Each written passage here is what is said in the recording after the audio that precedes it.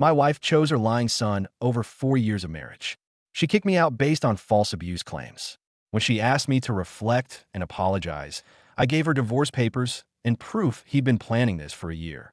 I don't know if this makes me the asshole, but 3 weeks ago my wife kicked me out of our house because her 17-year-old son told her I'd been abusing him. Yesterday, I handed her divorce papers and showed her video evidence of him deliberately bruising himself to frame me. The look on her face when she realized what her son had done, I'll never forget it. But I'm getting ahead of myself. Let me start at the actual beginning, because this didn't happen overnight. This was months of careful manipulation by a teenager who wanted his mom to sell my house so they could move to the city where his friends lived. And it almost worked. My name's Derek. I'm 38, work in industrial equipment sales, the kind of job where people's eyes glaze over at parties when you try to explain what you do. Been with the same company 12 years. Steady paycheck, decent benefits, zero drama. The most exciting part of my week is usually picking which deli to hit for lunch on Fridays. Not exactly thrilling, but it paid the bills, and then some. I met Lauren 4 years ago at a coffee shop where she managed the morning shift. She had this way of remembering everyone's order, making small talk that didn't feel forced. Beautiful woman, mid-30s, with dark hair, she always wore pulled back in a ponytail during work hours. She was a widow.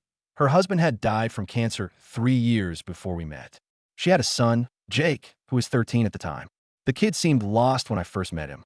Quiet, kept his head down, didn't make much eye contact. I understood that. Losing a parent at that age leaves scars that don't heal quick. I didn't try to be his dad or replace anyone. Just tried to be present, you know? Someone stable in his life. Lauren and I clicked immediately. She made me laugh in a way I hadn't in years. We'd talk for hours about nothing. Books, movies, the customers who ordered the most ridiculous coffee combinations. 8 months in, I proposed to her in that same coffee shop, right at the counter during her shift. She cried and said yes while her coworkers cheered and a bunch of regulars clapped. It felt like a movie scene. I promised both of them that night that I'd never try to replace Jake's father, but I'd always be there for them. I meant every word. The first 2 years of our marriage were honestly great. Jake kept his distance from me, which I expected. I never pushed it. Never demanded he call me dad or treat me like a parent. I was just Derek, the guy who married his mom. I helped him with algebra homework when he asked, drove him to his friends' houses without complaint, paid for his phone plan, and new clothes when he needed them. When we got married, I used my savings to buy us a bigger house with a yard. 3 bedrooms, so Jake could have his own space and not feel cramped like he had been in Lauren's old apartment. Lauren seemed happy. We'd have coffee together every morning before work, talk about our days over dinner, watch terrible reality TV on weekends. I thought Jake was adjusting fine. Looking back, I can see exactly when things started shifting, but at the time I missed all the warning signs. About 9 months ago, Jake started making these comments to his mother. Little things I'd overhear when I walked in her rooms. He'd tell her how beautiful she was, how she could be a model if she wanted, how she deserved someone who treated her like a queen. At first I thought it was sweet, a teenage boy complimenting his mom. But there was this edge to it, this tone that made my stomach twist. Then he started bringing up his dead father. Anytime Lauren and I set a boundary, curfew, homework requirements, basic house rules, Jake would drop some version of dad would have let me do this or dad understood me better. Lauren would shut it down initially, tell him firmly that comparisons weren't fair and that I was good to them. But the comments kept coming, steady and persistent like water dripping on stone. He questioned why he had to follow my rules in what he called their house. Never mind that I'd bought the house outright before the marriage. That my name was the only one on the deed. That I paid the mortgage every month without complaint or expectation of praise. In Jake's version of reality, this was their house, and I was just some guy living in it. I tried talking to Lauren about it, maybe 6 months ago. Suggested family therapy. Said Jake might be having trouble adjusting even after all this time. She waved me off, said I was being too sensitive, that it was just typical teenage drama. But I noticed her looking at me differently after those conversations. Studying me when she thought I wasn't paying attention. Like she was searching for something. Like Jake's words were planting seeds of doubt that were starting to sprout. Then about 4 months ago, things got weird in a way that made me feel genuinely insane. Jake would be 2 completely different people depending on whether his mother was in the room. When Lauren was around, he'd laugh at my jokes, ask about my day, seemed genuinely interested in my boring stories about equipment sales and difficult clients. He called me Derek in this friendly, casual way, like we were buddies. But the absolute second Lauren left the room, I mean, the instant she was out of earshot, his entire face would go blank, completely neutral, like someone flipped a switch and shut off his personality. I try to keep the conversation going, suggest we watch a game together or grab food, and he'd give me flat one-word responses while staring at his phone. Then Lauren would come back, and boom, animated, friendly Jake would reappear like nothing had happened. I started feeling crazy, like maybe I was imagining things or reading too much in a normal teenage moodiness. But the pattern was too consistent, too deliberate. This kid was performing for his mother and dropping the act the second she turned her back. The beginning of the end started 3 months ago when Jake asked me for a car. Not just any car, a $35,000 BMW like his friend Tyler had gotten for his 17th birthday. He showed me pictures on his phone, talked about how all his friends had nice cars, how he was embarrassed to have me drive in places in my work truck. My truck was 3 years old and perfectly fine, but apparently it wasn't good enough for Jake's image. I sat him down at the kitchen table and tried to be reasonable. Explained that 35 grand was too much money for a teenager's first car. Way too much. I told him we could find a reliable used car for around 10,000, something safe and dependable. Suggested he could get a part-time job to help with insurance payments, learn some responsibility. He stared at me like I just told him to walk everywhere barefoot. Then his face crumpled and he ran to his room. I could hear him crying through the walls, loud, dramatic sobs that carried through the entire house. Like I just told him his dog died or something. That night, Lauren was ice cold to me. Questioned whether it was really necessary to deny him this one thing. Pointed out everything Jake had been through. Losing his father, adjusting to a new family dynamic. Asked me if it would really kill me to just give him what he wanted for once. I was shocked. $35,000 for a teenager's first car was objectively insane. I tried to explain basic financial responsibility. She turned away from me in bed and said I didn't understand what it was like to be his mother. After that incident, everything changed. Like someone flipped a switch in our marriage, and suddenly I was the enemy. Jake started having these whispered conversations with Lauren that would stop abruptly when I entered rooms. I'd walk into the kitchen and they'd both go silent, looking at me like I'd interrupted something important. Lauren would give me this tight smile and change the subject completely, but the damage was done. She started questioning me out of nowhere, asking if I really liked Jake, why he felt like I was different when she wasn't around, whether I secretly resented having him in our lives. Every time I tried to defend myself, she'd counter with, "Why would my son lie about this?" And that's the trap, right? How do you defend yourself against vague accusations? How do you prove you didn't say something mean or give someone a certain look? Jake was making claims that were impossible to disprove, building this narrative of me as a two-faced jerk who only showed his true colors when we were alone. The fights became regular occurrences. At least twice a week, Lauren would confront me about something Jake had said, that I'd snapped at him for leaving dishes in the sink, that I'd made a comment about his grades, that I'd roll my eyes when he asked for money. None of it was true, but every time I defended myself, Lauren would ask if I was calling her son a liar. What was I supposed to say to that? I realized pretty quickly that Jake was playing this perfectly, never making accusations specific enough that I could disprove them, but consistent enough that Lauren started believing the pattern. He was building a case against me one small lie at a time. Then 2 weeks ago, everything exploded in the worst way possible.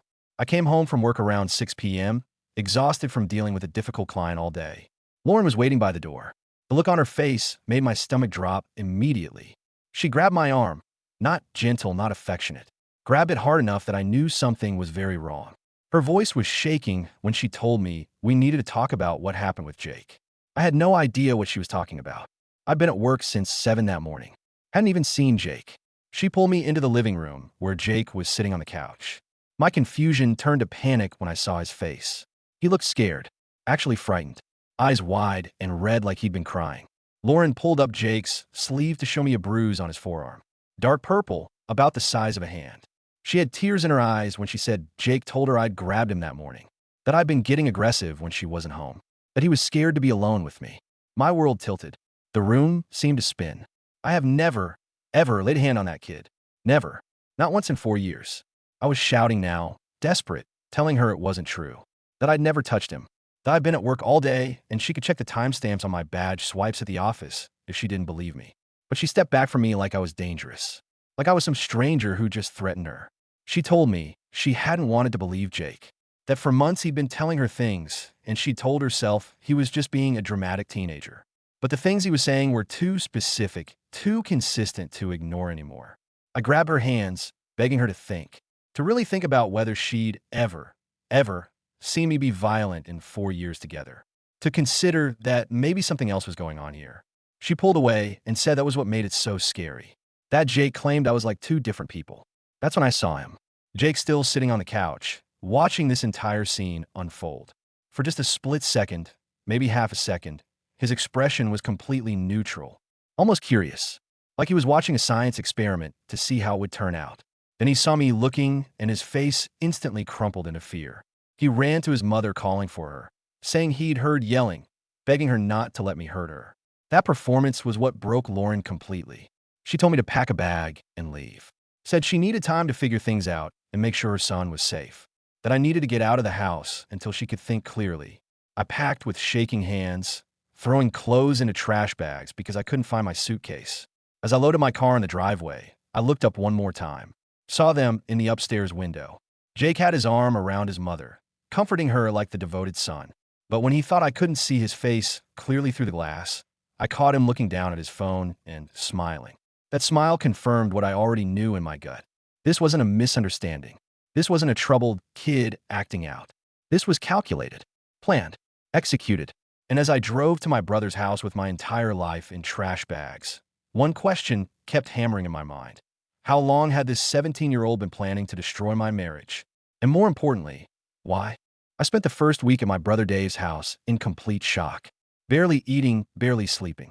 Just replaying everything over and over like a broken film reel, trying to find a moment I'd missed, the warning sign I should have seen. Dave kept telling me to fight back, to call Lauren, to make her listen. But what was the point? She'd already decided I was the monster in this story. No amount of talking would change that.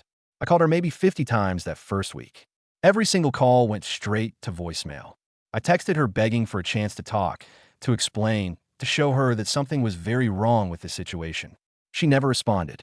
By the second week, the shock started wearing off and something else took its place. Something cold and analytical. I started thinking about all those little moments over the past months. Connecting dots I hadn't even known were there. Jake's perfect performance on the stairs. That split second of curiosity before he put on his terrified act. That was too smooth to be his first time. He'd practiced that.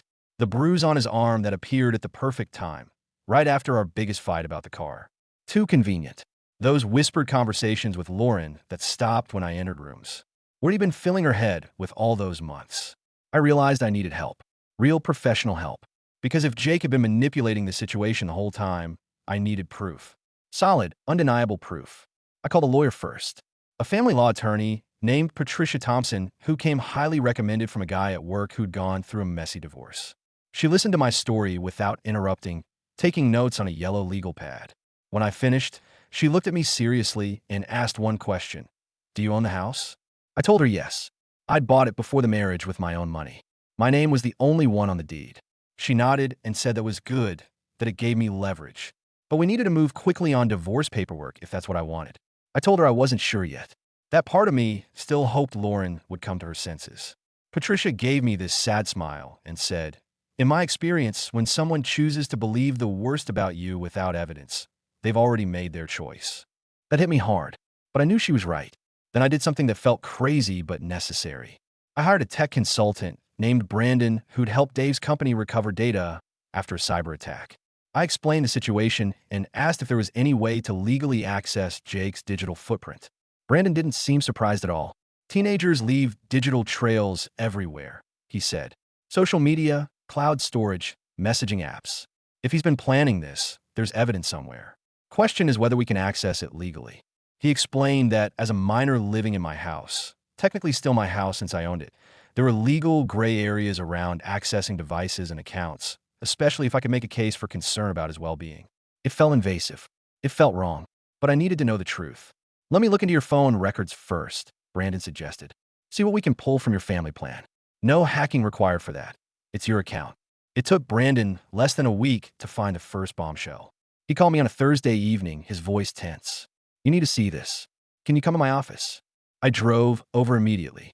Brandon had printouts spread across his desk. Phone records. Bank statements he'd helped me pull from accounts I had legal access to. Our joint account. the one Lauren and I had set up for household expenses and savings, had been bleeding money for almost 6 months. $8,000 in total, withdrawn in increments small enough that I hadn't noticed while working 60-hour weeks and trusting my wife to manage the household finances. The charges were for gaming equipment, expensive clothes, electronics, food delivery, sometimes twice a day. All of it tied back to Jake's spending. But here's what made my blood run cold. Lauren had to have known. Several of the charges required parental approval for a minor. Bank statements showed she'd transferred money from our savings to cover overdraft Jake had created. She'd been hiding it from me, covering for him, probably because she knew I'd say no to that kind of frivolous spending. Brandon found something else too. He pulled our credit report, perfectly legal since it was my credit, and found that Lauren had applied for a credit card in just her name 2 months ago, right around when Jake's campaign against me had intensified. She'd maxed it out almost immediately. Another $4,000, mostly on stuff for Jake. When Brandon showed me everything, I felt physically sick. This wasn't just Jake manipulating his mother. Lauren had been actively deceiving me too, choosing her son over our marriage and our financial future. There's more, Brandon said, pulling up something on his laptop. Your family phone plan includes cloud backup for all devices. Jake's phone has been backing up to your account this whole time. He showed me the data. Deleted text messages that had been automatically backed up before Jake erased them from his phone. Messages between Jake and his friends going back almost a year, talking about his plan. Mom's starting to doubt him. One message from 8 months ago said, "Just got to push a little harder and the old man's gone." In another conversation from 6 months ago, Jake had literally written out his strategy to a friend named Tyler. "Mom always believes me when I cry. It's so easy." There were messages about the car too. About how I was a cheap jerk who didn't understand that Jake deserved nice things. About how once I was gone, his mom would finally sell that boring house and they could move to the city where Tyler and his other friends lived. But the worst message, the one that made everything crystal clear, was from 3 weeks ago, right before everything exploded. Almost there, Jake had written to Tyler. "Got the bruise ready. Gonna show Mom tonight. This should be the final nail." He'd planned the bruise. He'd deliberately hurt himself to frame me. "I need you to see something else," Brandon said quietly, clicking on a video file. This was in his cloud storage, probably recorded by accident. Looks like he meant to take a photo, but hit video instead. The video showed Jake in his bathroom, alone.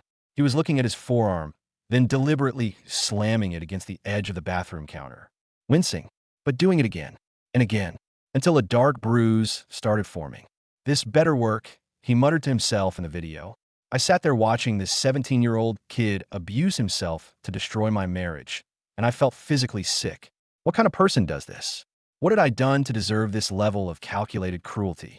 Brandon showed me more messages. Conversations between Jake and Tyler about their plan for after the divorce. Once they split, Mom will want to leave this boring town, Jake had written. She'll sell the house, and we can finally move to the city where everything actually happens. Plus, without him around, she'll have more money to spend on me. It was all about money and location. Jake wanted a different life. A more exciting life in the city where his friends had moved after graduation. And I was the obstacle. The house was in my name, so Lauren couldn't sell it while we were married. But if we divorced, Jake figured she'd want a fresh start somewhere else. He'd finally get what he wanted, and I'd be erased from their lives like I'd never existed. I had everything now. The financial fraud, the manipulative messages, the video of him creating the bruise. All of it backed up and documented and completely legal since it was all from accounts and devices on my family plan. Patricia Thompson looked over everything and told me this was more than enough for a divorce with a very favorable settlement. "This is actually one of the clearest cases of fraud and manipulation I've seen," she said. "The video alone is damning." She warned me, though, that exposing Jake's manipulation might damage my relationship with Lauren permanently. I almost laughed. What relationship? The woman had thrown me out based on lies without even giving me a chance to defend myself. She'd chosen her son over 4 years of marriage without a second thought. That night, 3 weeks after she'd kicked me out, I finally got a text from Lauren. "Have you had time to think about your behavior?" It read. "Jake says he's willing to give you another chance if you apologize to him and commit to doing better.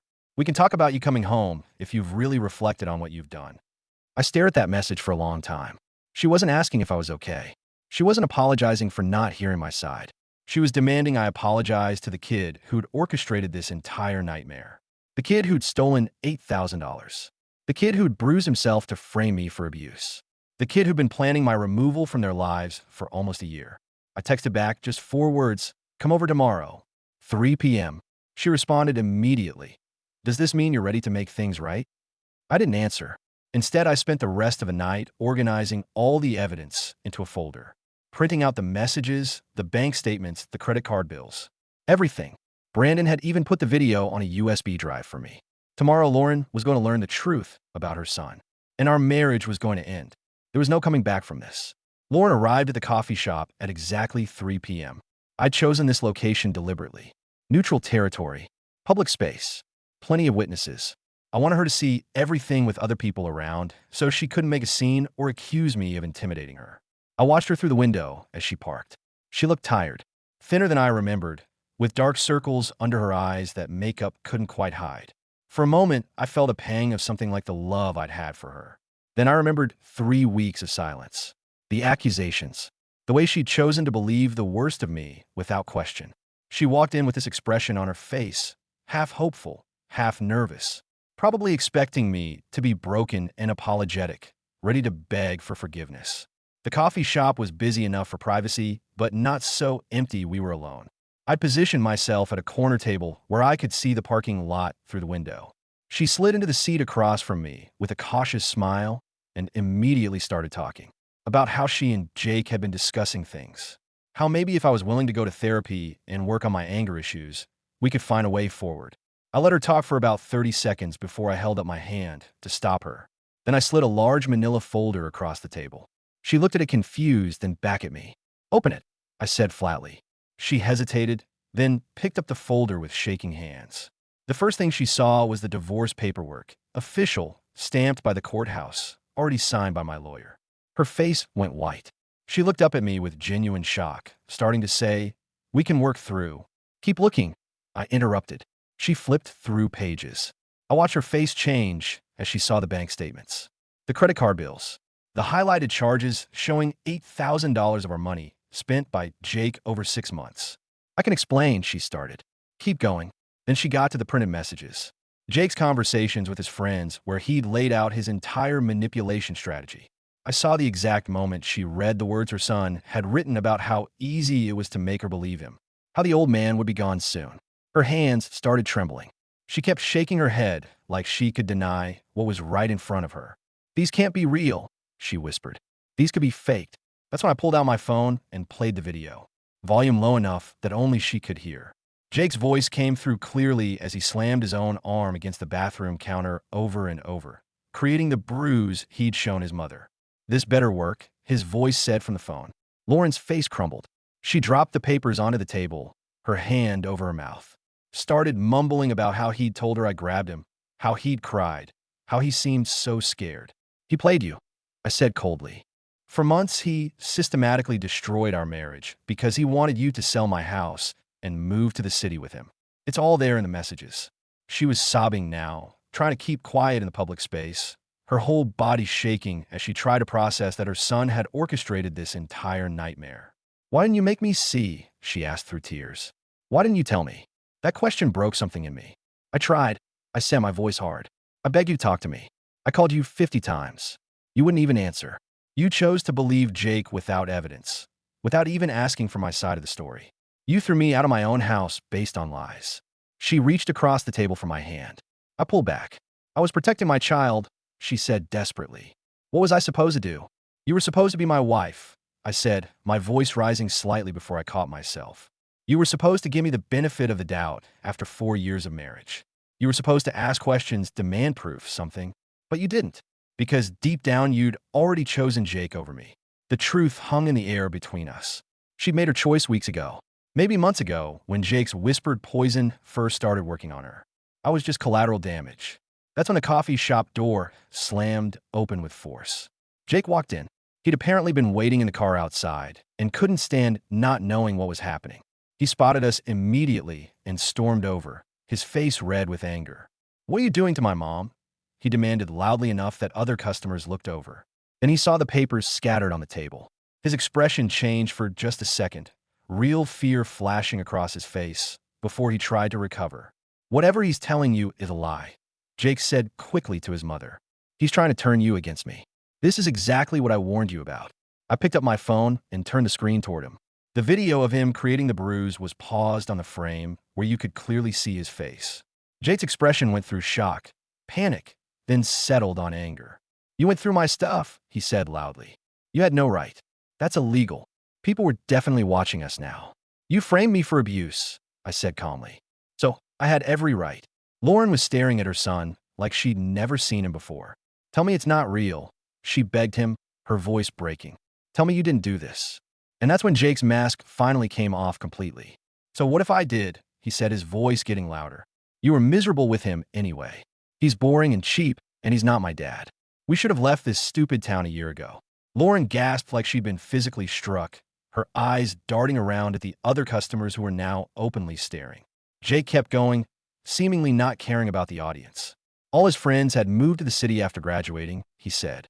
"He was stuck here because of me. She deserved better than this boring life. They both did. Once she divorced me and sold the house, they could finally have a real life." "It's my house," I interrupted quietly. "Lauren can't sell it." His face went even redder. He started talking about lawsuits, about how his friend's mom had gotten half of everything in her divorce, about how there were laws. That's when I saw it. The moment Lauren finally understood what her son had become. "You destroyed my marriage for money and a change of location," she whispered. "You made me believe my husband was abusing you so we could move to be near your friends." Jake tried to backtrack, suddenly aware of all the people watching. Started stammering that it wasn't like that he just wanted them to be happy together without me ruining everything. I cut through it all. "You have 30 days to find a place," I said firmly but quietly. "It's stated in the divorce papers. After that, I'm taking back my house." Lauren looked at me with such devastation. "Please," she begged. "Give me time to process this, to fix what's broken." But I was done. "There's nothing to fix," I said. "You chose to believe I was a monster without evidence. You let your son manipulate you for months and never once questioned it. Even now, knowing the truth, you're asking me for another chance. But you never gave me a first chance." She broke down completely, sobbing in her hands while Jake stood there with his arms crossed, looking defiant and angry even though his entire scheme had collapsed around him.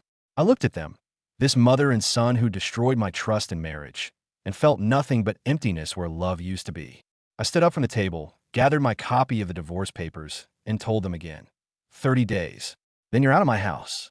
Lauren tried to grab my arm. I pulled away gently and walked toward the exit. Behind me, I could hear Lauren's sobs and Jake starting to argue with her, his voice rising again as he probably tried to spin this somehow. Make it my fault still. I walked out of that coffee shop, got in my car, and through the window, I could see them still at the table. Lauren with her head in her hands, crying while Jake gestured angrily, probably still blaming me for everything even as the evidence of his manipulation sat right there in front of them. A month later, my lawyer called to confirm they'd moved out on time. They'd found a small 2-bedroom apartment across town. Nothing like the house they'd left behind. Patricia mentioned that Lauren had tried to fight for some financial settlement, but she had no legal ground to stand on. The house was mine before the marriage, bought with my money, and she'd been complicit in the theft of $8,000 from our joint account. Dave told me through mutual friends that Lauren was devastated, barely functioning at work. That Jake was making her life miserable, blaming her for not moving faster, for not selling the house somehow, for ruining his plan. Their relationship was apparently strained to the breaking point. Jake was treating her with the same manipulative contempt he'd shown me, now that his scheme had failed and he was stuck in the same boring town he'd tried so hard to escape. Part of me felt sad about it sometimes. Late at night, when my house was too quiet and I'd remember the good times before Jake's poison had taken root. But mostly I felt relief. Like I'd dodged something that would have eventually destroyed me completely. You can't build a marriage with someone who doesn't trust you. And you can't love someone who will throw you away the moment it becomes convenient. I'd learned the hardest lesson of my life. One that cost me 4 years in a marriage I thought would last forever. But I learned it, and I walked away. Some nights I sit on my deck with coffee and think about that moment in the coffee shop. The look on Lauren's face when she realized what her son had done. The look on Jake's face when his entire plan collapsed in public. I don't miss them, not even a little, and I never answered when they called. Stay safe out there. Until next time.